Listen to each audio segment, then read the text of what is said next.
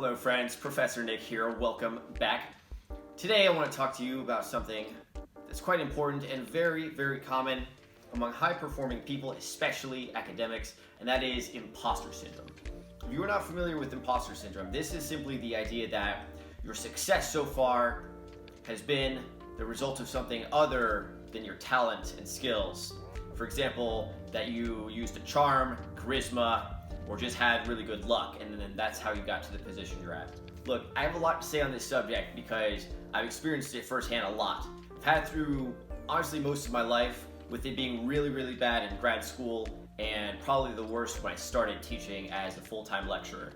So I really know a lot about this, and I want to share my experiences with you here today. If you are interested in this topic or others just like it, be sure to hit that subscribe button and stay notified so you don't miss anything. So, imposter syndrome happens for a lot of different reasons, but more often than not, the person who's experiencing it is actually extremely skilled, very smart person, and usually has a lot of achievement under their belt, but for whatever reason, it's not quite enough, or they feel that they don't deserve it.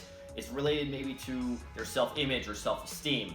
So I'm here to tell you that if you're experiencing this right now, it has nothing to do with your level of skill. But I will say it's very common that often the smartest people, the most high-achieving, skilled people are the ones who experience imposter syndrome the worst. People who are a little bit dumb and who get a little bit of experience under their belt, they tend to dramatically overestimate their level of skill or ability. This is sometimes called the Dunning-Kruger effect, where someone who's not very skilled or smart dramatically overestimates their ability. Someone who's a lot smarter tends to underestimate.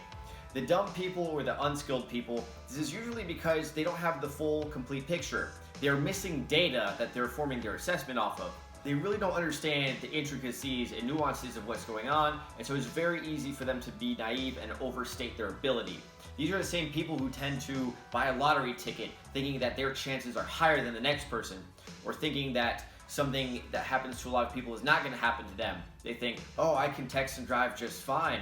You know, those other people are dumb that crash, but no, me, I'm totally fine to text and drive, right?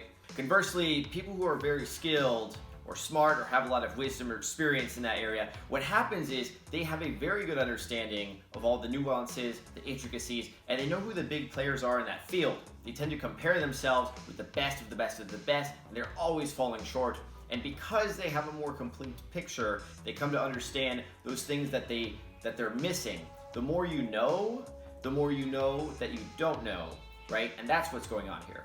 So who gets imposter syndrome? Who is this affecting and why? Anyone can experience imposter syndrome, but it tends to be more common in academics, in high-performing people, a lot of overachievers, a lot of perfectionists. There's a lot of different variations of how this might appear. So common things that you'll see is perfectionism, someone who just doesn't want to work on something or has a lot of trouble completing a project because it has to be absolutely perfect.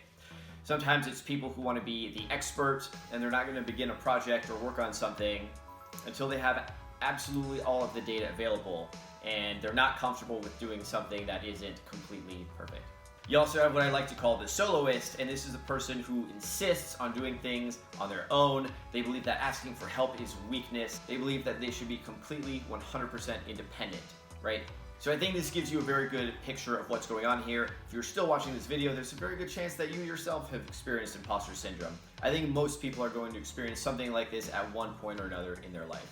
How do you deal with imposter syndrome?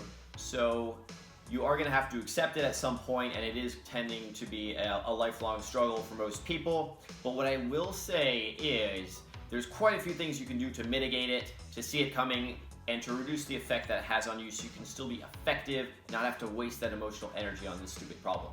A few things you can do. One is to collect counterexamples and evidence that contradicts your bad belief about yourself. So for example, in the beginning, when I didn't feel maybe I was very good as a teacher, it's because I didn't have a lot of experience under my belt maybe, and I had a dramatic shift from being a graduate student to going straight into being a lecturer, which is a huge jump.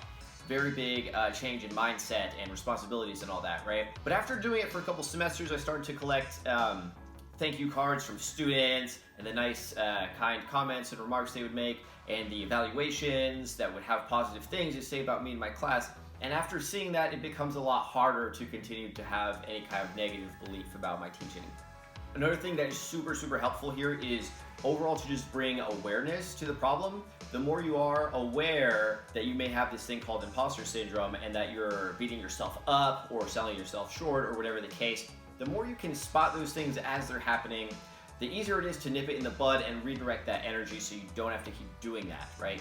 There's a weird little game you're playing with yourself. So you have you who is doing things, just the objective actions and tasks you're taking, and then you have this critic, this self-critic who is looking and evaluating that person over and over again.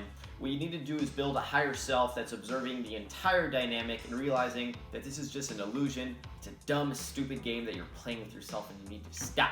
And the last bit of advice that I can offer you here is to reach out.